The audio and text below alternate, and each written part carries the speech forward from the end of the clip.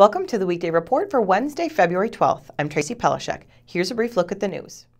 Frost, more than 4 feet deep, is causing winter water woes across southeastern Wisconsin, and residents are being urged to routinely run their tap water. Frozen residential laterals and water main breaks are continuing to keep Kenosha water utility workers busy, with 10 reports of frozen residential lines on Tuesday alone.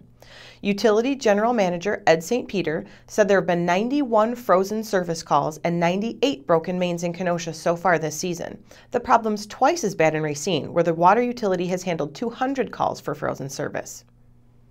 The city's ethics board has dropped a complaint leveled against Alderman G. Ruffolo for his alleged involvement in the Gluegate incident. Ruffolo is accused of putting glue into the car door lock of Alderman Patrick Juliana, who filed the ethics complaint against his fellow alderman. Ethics board members said Monday that there was not probable cause that an ethics law had been violated. Ruffolo has maintained his innocence since the allegations first surfaced more than a year ago. He has filed a lawsuit against Juliana alleging defamation. That case is still pending. The city has released footage of the January 17th attack involving a city bus driver.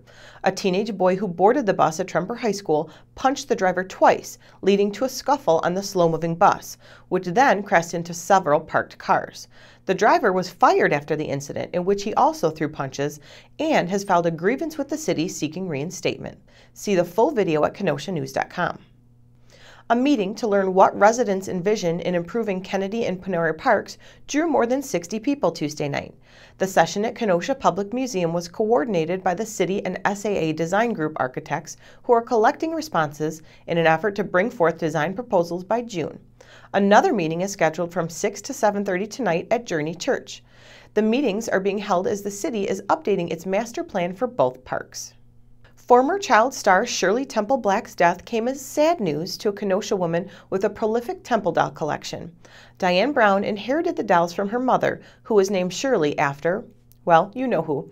While the 85-year-old Temple is now no longer living, her childhood likeness continues to gaze down from shelves in the bedroom, dining room, and living room of Brown's home. Wilmot girls basketball continued its streak of dominance over Central Tuesday night. Dave Marin has the story. Carrie Clements, number 10 in red in this clip, scored a career-high 30 points as the Wilmot girls basketball team defeated arch-rival Central 66-38 in the Southern Lakes Conference girls basketball game on Tuesday night in Salem. First place Wilmot improved to 9-1 and 11-6 overall, while Central dropped to 1-9 in the Southern Lakes Conference and 5-12 overall. Wilmot has defeated arch-rival Central 7 consecutive times. David Marin, Kenosha News. What's trending today? Kenosha Alderman Anthony Kennedy has drafted a resolution to look at possibly locating the handicap-accessible Dream Playground project in Peoria Park rather than its currently planned home in Kennedy Park. Playground supporters prefer Kennedy Park, while neighbors have asked the city to consider an alternative location. What do you think? Tell us on our Facebook page. Up next is Dave Marin with a sports take.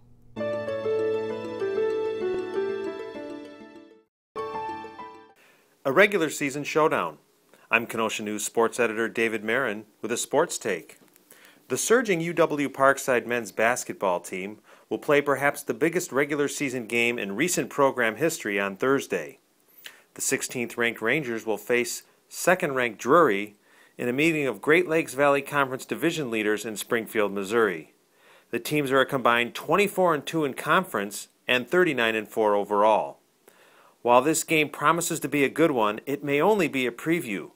These teams are a good bet to face each other for the Great Lakes Valley Conference tournament title on March 9th in Evansville. I'm Kenosha News sports editor David Marin, and that's a sports take. Thanks, Dave.